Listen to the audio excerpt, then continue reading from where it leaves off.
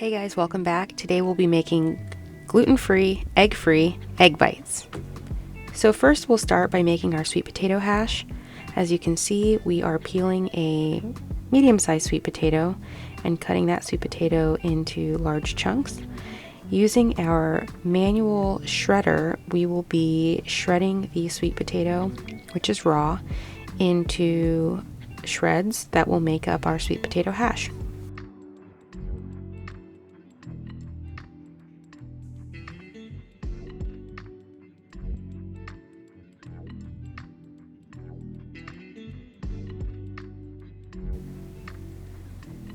Now to our skillet, we'll add a few sprays of avocado oil as well as our shredded sweet potatoes.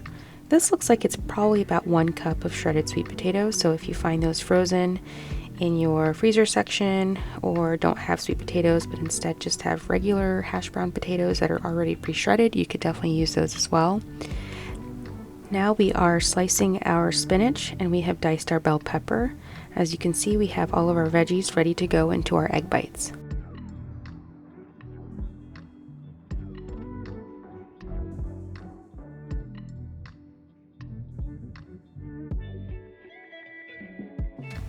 One lesson we learned this time around was that we should have used muffin or cupcake liners, since our egg bites did seem to stick to the pan, despite the fact that we sprayed the pan with avocado oil, which should be a non-stick spray. So as you can see, we've poured our just egg mixture, which is a vegan egg substitute, into each well, and now we are placing our chopped veggies, which includes spinach, chopped bell peppers, and now our sweet potato hash, into each well to create our egg bites.